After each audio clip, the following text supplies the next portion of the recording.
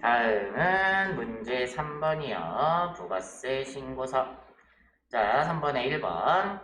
당사는 제조업을 영위하는 법인 중소기업이다. 제조업이에요.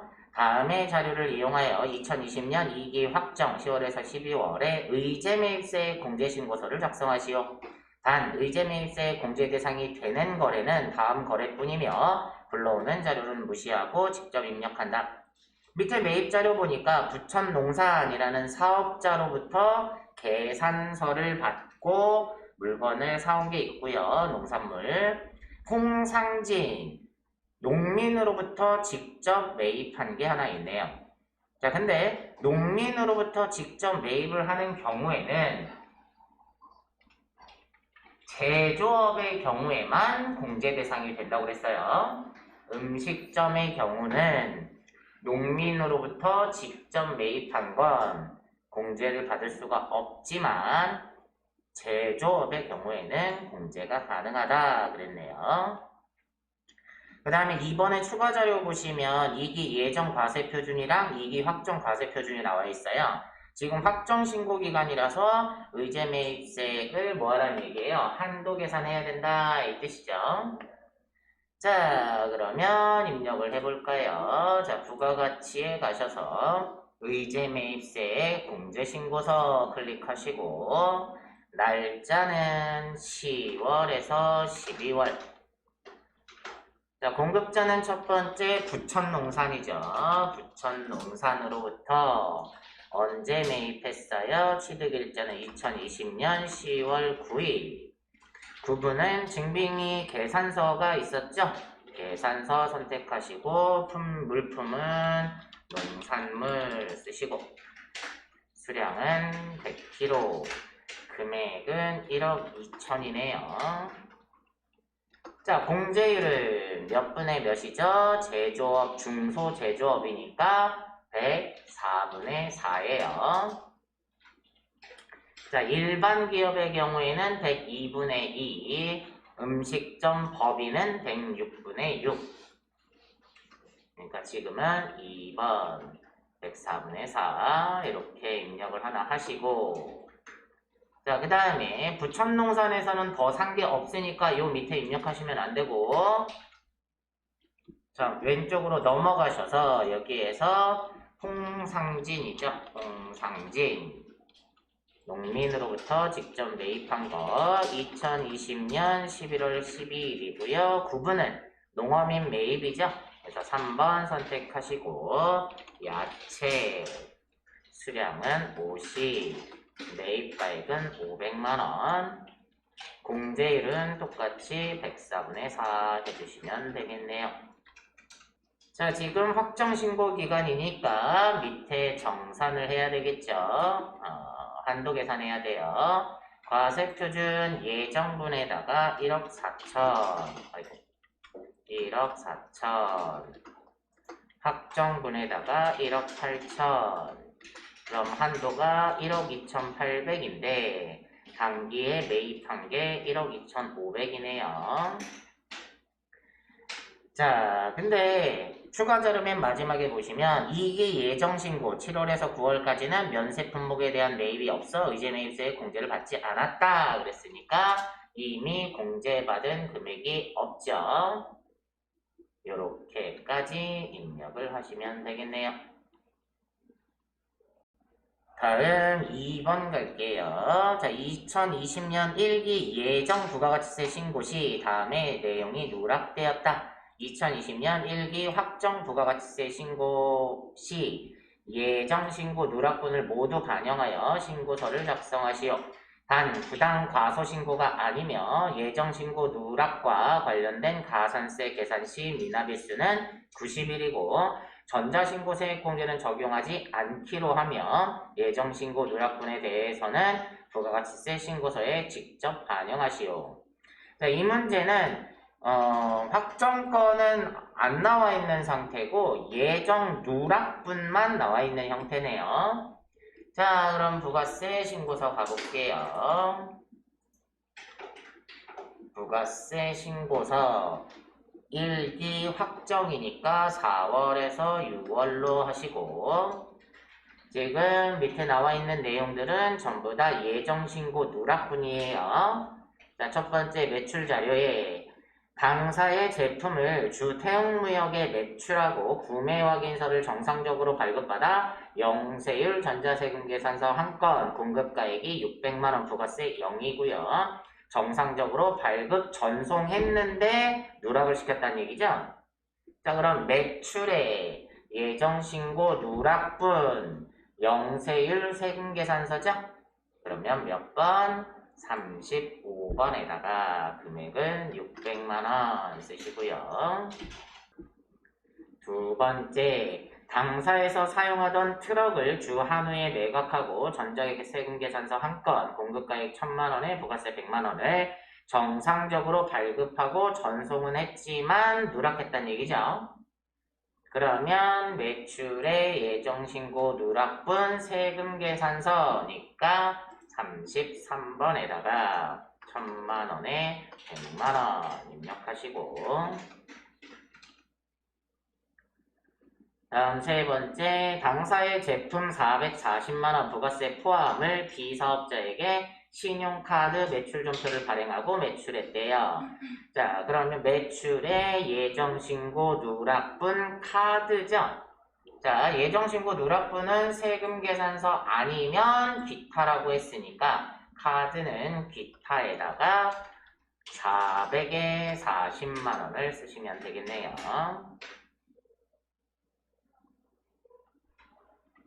다음 이번에 매입자료 보시면 주 정상에서 1월에 원재료를 공급받았으나 전자세금계산서 한 건 공급가액 800만원에 세액 80만원을 2월 20일에 지연 수취하였다. 자, 그러면 지연 수취해도 매입세 공제는 가능하잖아요. 그러면 매입의 세금계산서, 매입의 예정신고 누락분 세금계산서에다가 800에 80만원을 입력을 하시면 되겠네요. 되셨으면 이제 얘네들 잘못한 거잖아요. 그죠? 그럼 가산세 내야 되니까 가산세 들어가셔서 자, 위에서부터 아래로 순서대로 찾으시면 돼요. 쭉 위에서 지연 발급 없죠? 지연 수취 있었네요. 그쵸? 얼마 있었죠? 800만원짜리 있었죠? 지연 수취 800만원 요거 하나 하고요. 다음에 미발급이나 지연 전송, 미전송 없죠?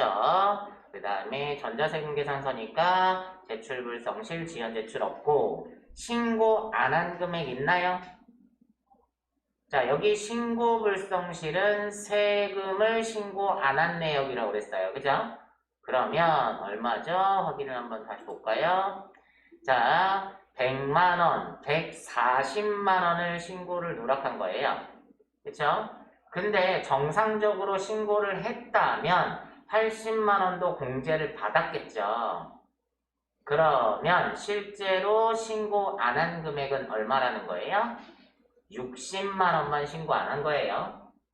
자, 그래서 가산세 가셔서 신고불성실에 과소신고한 거죠? 그래서 60만원, 여긴 세액을 쓰시는 거예요. 자, 60만원에 자, 계산은 어떻게 한다고 그랬죠? 60만원 세액의 10%. 자, 얘는 경감 있었죠? 그래서 3개월 안에 신고하면 75% 감면해 준다고 그랬어요. 그럼 25%만 내면 되겠죠? 60만원에 곱하기 0.1 곱하기 0.25를 하게 되면 15,000원만 내면 되겠네요. 다음 신고 안 하면 납부도 안 한 거죠? 그래서 신고불성실하고 납부지연은 같이 따라다녀요. 똑같이 60만원을 납부를 안 했고요. 자, 창이 뜨면 원래 예정 신고 기한에 했어야 되죠. 그래서 2020년 04월 25일 날까지 했어야 되는데 지금 하고 있으니까 2020년 07월 25일. 자, 문제상에서는 90일이라고 했었죠. 근데 지금 2020년 기준으로 보니까 91일이네요. 그럼 그냥 이대로 할게요. 자, 확인하시면 더 계산할 게 없겠죠. 다음 영세율 과세표준 신고 안 한 거 있나요? 있죠. 매출의 첫 번째 게 영세율 세금계산서였잖아요. 그죠? 그래서 영세율 세금계산서 누락한 것 600만 원에 대해서 자 얘도 엔터 치시면 금액이 계산돼서 나오는데 영세율 과세표준 신고불성실도 경감이 있다고 그랬어요. 똑같이 3개월 안에 신고하면 75%를 감면해줘요. 그러면 3만 원에 25%만 내면 되죠. 0.25 하면 7,500원만 내면 되겠네요. 여기까지 해주셔야 됩니다. 다음 4번 갈게요. 자, 4번은 결산이네요. 자, 결산 오면 자동, 수동부터 구분하자고 했죠. 자, 1번 정기예금에 대한 이자, 경과 이자예요. 자동인가요? 수동인가요? 수동이겠죠. 2번 단기 중에 실제 현금보다 장부상 현금이 33만원 부족하대요. 현금 과부족은 자동이에요? 수동이에요? 수동. 3번에 국민은행에 대한 외화차입금을 환율 차이가 났다라는 거죠. 그럼 얘도 수동. 4번에 단기매매 증권도 수동. 5번은 이익잉여금 처분계산서 작성하라는 거니까 이건 따로 작성하면 되겠네요. 지금 같은 문제는 자동이 없고 다 수동이죠. 이런 경우에도 수동 다 한 다음에 결산자료 입력하셔서 전표 추가는 해주셔야 돼요. 자동이 없어도 자동에 들어가셔서 전표 추가는 해주셔야 됩니다. 자, 그럼 같이 풀어볼까요? 회계관리에 일반전표에 가셔서 12월 31일자로 자, 1번 다음 자료를 이용하여 정기예금에 대한 단기분 경과 이자를 회계 처리하시오 그랬네요. 예금 금액은 3억 원, 가입기간은 2020년 8월부터 2021년 7월까지 연 이자율은 2% 월할 계산하라고 나와 있고요. 이자 수령 시점은 만기일에 일시불로 수령을 할 거라는 거죠. 그럼 회사 입장에서는 8월부터 12월까지 이자 수익이 발생은 했나요? 안 했나요? 했죠. 단지 돈을 내년에 받기로 한 거예요. 자, 그러면 단기분 이자에 대해서 발생은 했으니까 자, 대변의 이자 수익 얼마가 발생했나요? 계산해보면 3억에 대해서 3억 곱하기 2%니까 연 이자율이 2%예요. 그럼 0.02 근데 그러면 600만 원이 나오는데 600만 원은 1년치 이자잖아요. 근데 우리가 인식해야 되는 건 몇 개월? 8, 9, 10, 11, 12 5개월이에요. 그러니까 곱하기 12분의 5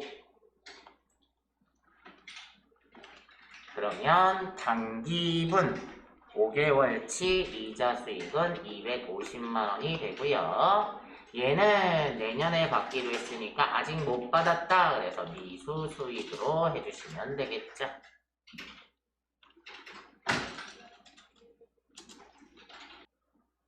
다음 2번 갈게요. 단기 중에 실제 현금보다 장부상 현금이 33만 원이 부족하대요.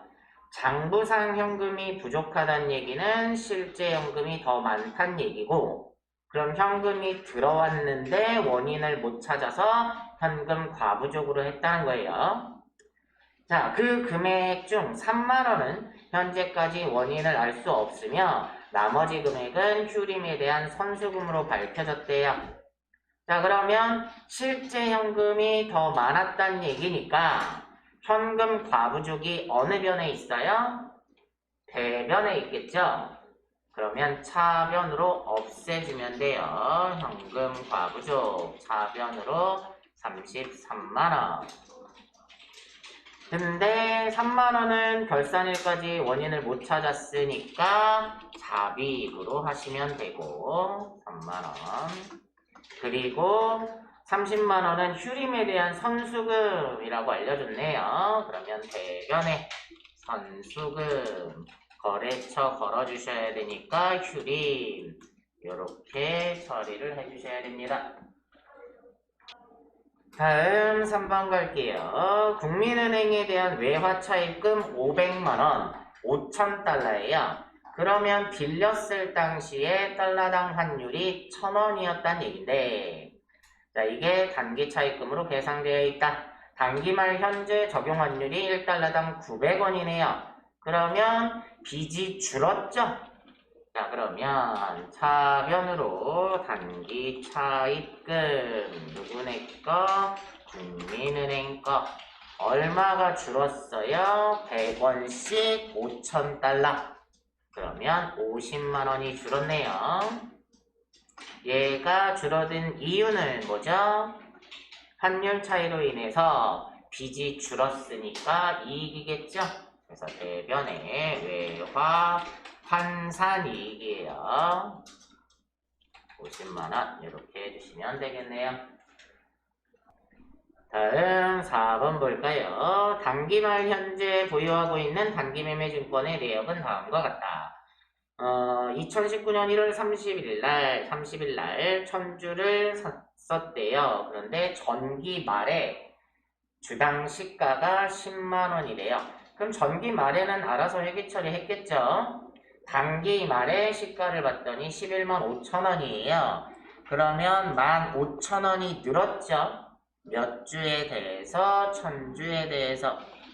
그러면 회사에선 1,500만원의 이익이 생겼네요. 자, 그러면 자산이 단기매매증권이 증가했으니까 차변에 단기매매증권이 얼마 늘었다? 1,500만원이 늘었다. 얘가 늘어난 이유는 결산일이라서 평가해봤더니 이익이 났더라. 그래서 단기매매증권 평가이익이 되겠네요. 되셨으면 결산이 끝났는데 수동만 있고 자동은 없었어도, 자, 결산자료 입력 들어가셔서 1월에서 12월 열으신 다음에 전표 추가는 꼭 해주셔야 됩니다.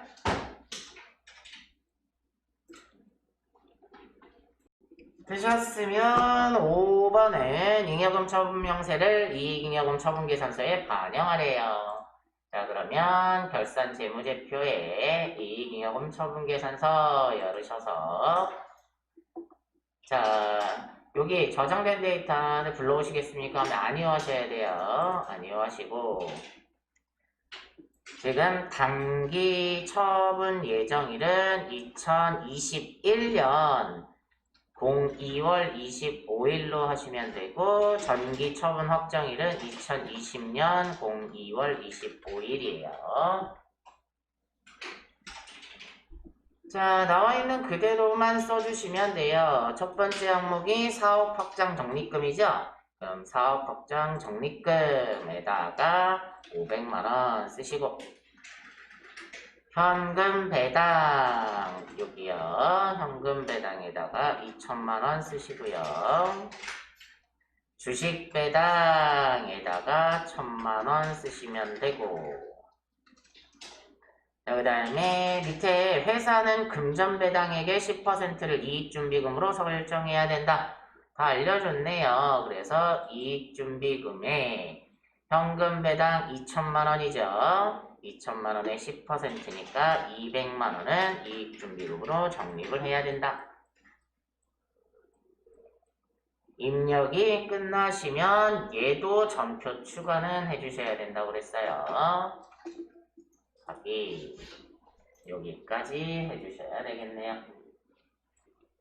다음 5번 갈게요. 5번 연말정산에 관련된 거. 자, 첫 번째 다음 자료를 보고 영업사원 김대호 직급 대리에 필요한 수당 등록과 11월분 급여 자료를 입력하시오 그랬네요. 자, 급여 명세서 나와 있고요. 추가 자료를 먼저 볼까요? 추가 자료 및 요청사항에 보시면 급여 지급일은 매월 말일이다. 수당 내역의 식대에는 당 회사는 구내 식당에서 식사를 별도로 제공하고 있대요. 그럼 식대는 과세가 되겠죠. 야간 근로수당, 업무 시간 외에 추가로 근무하는 경우에 야근 수당을 지급하고 있다 그랬는데 지금 김대호는 영업사원이기 때문에 야간 근로수당을 비과세로 되어 있어도 과세가 될 거예요. 야간 근로수당은 생산직 근로자에 해당하는 거니까. 다음 자가운전 보조금 직원 명의의 차량을 소유하고 있고 그 차량을 업무 수행에 이용하는 경우 자가운전 보조금 20만원을 지급하고 있다. 얘는 비과세겠네요. 다음 육아수당 6세 이하의 자녀가 있는 경우 자녀 1인당 10만원의 육아수당을 지급하고 있다. 얘도 6세 이하의 자녀가 있으니까 비과세가 되고요. 직무수당 직급에 따른 차등 지급액으로 대리급은 20만원을 지급하고 있다. 과세겠죠. 자가운전 보조금을 제외한 모든 수당은 월 정액에 해당한대요. 그럼 다 정기로 해줘야 되겠네요. 자가운전 빼고. 다음 공제 내역에 보시면 국민연금 건강보험 장기요양보험 및 고용보험은 당월에 고지된 내역을 반영하였다. 별 의미 없고요. 사내 대출금이 있네요. 사내 대출금은 주택 구입 대출금에 대한 상환액이다. 자, 급여대장 작성 시 과세 여부를 판단하여 필요한 수당은 추가 등록하고 사용하지 않는 수당은 사용 여부를 모두 부로 변경하며 급여 명세서에 제시된 항목 및 금액이 표시될 수 있도록 작성한다 그랬네요. 자, 그러면 원천징수 들어가셔서 급여자료 입력. 자, 일단 수당 공제 먼저 들어갈게요. 자, 기본급은 있죠. 상여는 없으니까 뺄게요. 직책 수당도 없네요. 부. 그 다음에 월차 수당도 없어요. 부. 식대는 아까 우리 과세라고 그랬으니까 얘를 비과세로 되어 있는 걸 부로 바꾸시고 밑에다가 과세로 식대를 하나 넣을게요. 식대는 월 정액에 해당한다고 했으니까 정기로 그대로 두시면 되겠네요.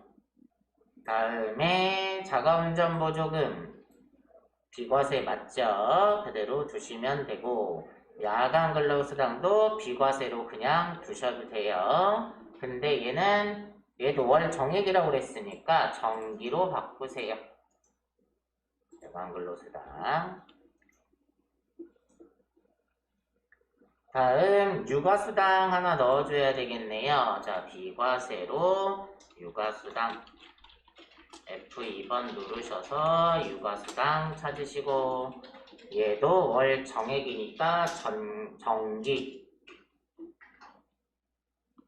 다음 직무수당은 과세라고 그랬죠? 자, 직무수당 이렇게 정기로 하나를 또 넣어주시면 되겠네요. 자, 수당은 끝났는데 공제를 하나 넣어줘야 되겠죠. 자, 공제 밑에다가 사내 대출금 쓰시고 F2번 누르셔서 대출을 선택하시면 되겠네요. 이렇게 하나 공제도 추가로 등록을 해주세요. 되셨으면 이제 입력만 하면 되겠네요. 확인 들어가셔서 11월분이고요. 급여지급일은 매월 말일이라고 했어요. 김대호 입력할게요. 기본급 300만원, 자가운전 보조금 20만원, 야간근로수당이 25만원, 식대가 10만원, 육아수당이 10만원, 직무수당이 20만원, 국민연금이 13만 5천원, 건강보험이 91,800원, 장기요양이 6,010원, 고용보험이 21,770원, 사내 대출금이 50만원이 있고요. 소득세가 147,110원에 지방소득세가 14,710원. 여기까지 입력을 해주시면 된다는 얘기입니다. 다음 2번 갈게요. 다음 자료를 이용하여 사원코드 110번인 정영이 여자예요. 사원 등록 메뉴에 부양가족 명세 탭과 연말정산 추가자료 입력 메뉴에 연말정산 입력 탭에 입력하시오. 정영이가 공제받을 수 있는 공제는 모두 공제받도록 하고 세부담이 최소화되도록 한다. 단 기본공제 대상자가 아닌 경우에도 반드시 입력하시오 그랬네요. 자, 그럼 첫 번째 사원 등록에 들어가셔서 정영희의 부양가족 명세를 수정하라고 했어요. 자, 첫 번째 본인은 여성 근로자인데 배우자가 있나요? 배우자 있네요. 그런데 옆에 보시면 2020년 총급여가 6,600만 원이죠. 자, 3천만 원을 초과하기 때문에 부녀자 공제를 못 받겠네요. 자, 배우자가 있고 3천만 원 이하였을 때 부녀자 공제를 받을 수 있는 건데 해당 사항이 없네요. 자, 두 번째 차민수 배우자 나왔네요. 배우자니까 3번 차민수 내국인의 주민번호가 711111111111. 자, 근데 옆에 보시면 2020년 총 급여가 300만 원이에요. 공제 대상이 되나요? 되죠. 총 급여는 얼마요? 500만 원. 근로소득 금액으로 따지면 150만 원이라고 했어요. 공제 대상이 되니까 배우자로 공제를 받으시면 되고. 다음 차태영 아들이 나와 있네요. 직계 비속이니까 4번 선택하시고 차태영 외국인의 주민번호가 021111331111. 자, 20세 이하에 해당하고 소득이 없다고 그랬으니까 자, 그러면 7세 이상이라서 자녀세액공제도 저절로 붙네요. 다음 또 직계 비속 4번 차태희 외국인의 주민번호가 111111421111. 자, 20세 이하에 해당하고요. 소득이 없으니까 공제 대상이 되겠네요. 다음 정호영 아버지가 있네요. 자, 소득자의 직계 존속이니까 1번 선택하시고 자, 정호영 내국인의 주민번호가 441111121111. 자, 76세, 60세 이상에 해당하고요. 장애인복지법에 따른 장애인이고 2020년도 양도소득 금액이 100만 원이래요. 100만 원까지는 되는 거라고 그랬어요. 100만 원 초과하면 안 되는 거기 때문에 자, 60세 이상에 해당하고요. 76세니까 경로우대도 적용이 되고요.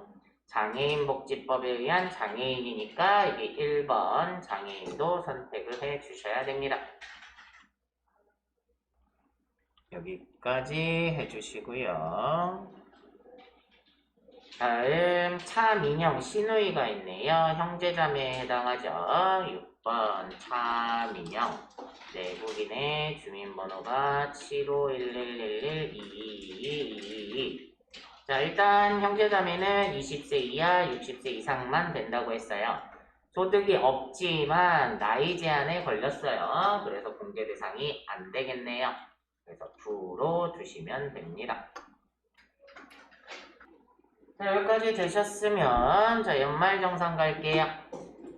자, 연말정산 추가자료 입력 들어가셔서 사원은 F2번 눌러서 정령이 찾으시고요. 첫 번째는 보험료. 본인의 생명보험료는 보장성 보험에 해당하니까 공제를 해주겠죠. 60번에 1번에다가 120만원 쓰시고 본인의 저축성 권액보험료가 있네요. 저축성 보험은 안 해준다고 그랬죠.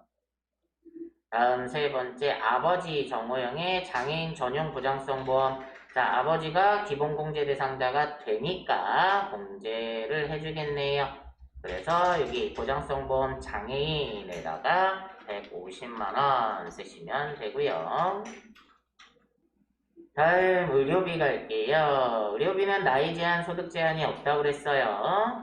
첫 번째 본인 건강검진비 해주겠죠? 자, 의료비 들어가셔서 본인에다가 50만원 입력하시고 두 번째 본인 시력보정용 컨택트 렌즈 구입이요. 시력 보정용 안경이나 컨택트 렌즈는 50만원 한도 있다고 그랬죠? 그래서 60만원을 썼어도 50만원만 되겠네요. 그럼 여기에다가 50만원 더해서 100만원 쓰시면 되고, 다음 아들 차태용 질병치료 목적 병원비 해주겠네요. 아들은 그 밖에 공제 대상자에 해당하니까 여기다가 200만원 쓰시고, 아버지 정호영 질병치료 목적의 병원 입원비 650이 있는데 아버지는 아까 장애인이었죠? 그래서 여기 장애인에다가 650만원 이렇게 쓰시고, 의료비는 전액 본인이 결제했대요. 뭐 큰 의미는 없네요. 자, 이렇게 의료비가 되시면 확인. 다음은 교육비가 나오네요. 교육비의 첫 번째, 자, 교육비 들어가셔서 아들 차태영의 중학교 등록금 70만원 해주겠죠. 그 다음에 현장 체험학습비 50만원 나와 있는데 현장 체험학습비도 한도가 있어요. 얼마? 30만원이요. 그리고 밑에 교복 구입비 50만원 있네요. 교복 구입비도 한도가 있죠? 얘도 50만원인데 50만원 썼네요. 그러면 초, 중, 고에 들어가셔서 등록금 70, 현장체험학습비 30, 교복구입비 50 해서 150을 쓰시면 되겠네요. 자, 확인하시고 두 번째, 딸 차태희 미술학원 수강료. 아까 딸은 미취학 아동이라고 그랬었죠? 미취학 아동의 학원비는 공제해주죠. 그래서 취업 전 아동에다가 30만원 쓰시고,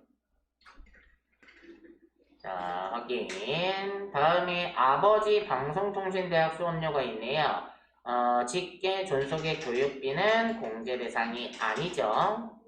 근데 정호영 아버지가 장애인복지법에 따른 장애인이죠. 만약에 장애인 특수교육비라면 공제를 해줄 거예요. 자, 지금은 방송통신대학교 수업료니까 공제 대상이 안 됩니다. 다음 기부금 나왔네요. 기부금 본인 정치자금으로 정당에 기부했대요. 정치자금 기부금은 본인 거만 공제 대상이 됩니다. 자, 그러면 정치자금 기부금 들어가셔서 10만원까지는 세액공제로 해주고요. 10만원 초과분에 대해서는 법정기부금으로 공제를 해주니까 여기에다가 10만원 쓰시고 초과분 20만원을 밑에다 써주셔야 됩니다. 다음 아버지가 교회 현금 지정기부금이래요. 200만원. 아버지가 아까 양도소득 금액이 딱 100만원이었죠? 그러니까 공제 대상이 되는 거죠. 그래서 종교단체 당해기부금에다가 200만원 쓰시면 됩니다. 자, 마지막 신용카드 나왔네요. 자, 신용카드 가셔서 첫 번째 본인 신용카드 사용액 2천만원 자동차 리스료가 포함되어 있어요. 근데 리스료는 공제 대상이 아니죠. 그래서 신용카드에다 1,700만원만 쓰시고, 다음 밑에 보면 배우자가 직불카드 사용한 게 있대요. 근데 배우자는 아까 총 급여가 300만원 밖에 안 됐잖아요. 그러니까 돈을 못 버니까 공제를 해줄 겁니다.